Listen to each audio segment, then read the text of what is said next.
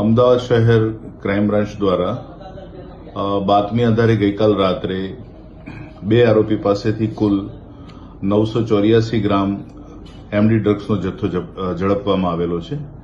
આ જથ્થો જે છે ઉદયપુરથી આ પકડાયેલા આરોપી પૈકી વૈષ્ણુભાઈ વાદી લઈને આવેલા હતા ઇકો મારુતિ કારમાં, અને અહીંયા જુહાપુરા ખાતે રહેતા આસિમ ઉર્ફે ગોટુને આપનાર હતા.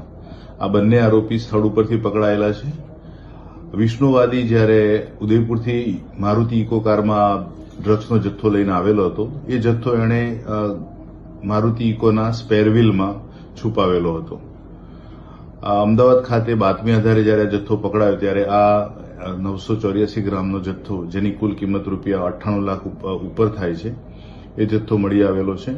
તદુપરાંત અન્ય મુદ્દામાલ સાથે કુલ 1 કરોડ 2 લાખ રૂપિયાનો મુદ્દામાલ કબજે કરવામાં આવેલો છે. અમદાવાદ ક્રાઇમ બ્રાન્ચ દ્વારા ડ્રગ વિરોધી ઝુંબેશની કાર્યવાહી સતત ચાલુ રાખવામાં આવનાર છે, અને ટૂંક સમયમાં આનાથી પણ વધુ સારી ઝુંબેશ હાથ ધરવામાં આવનાર છે.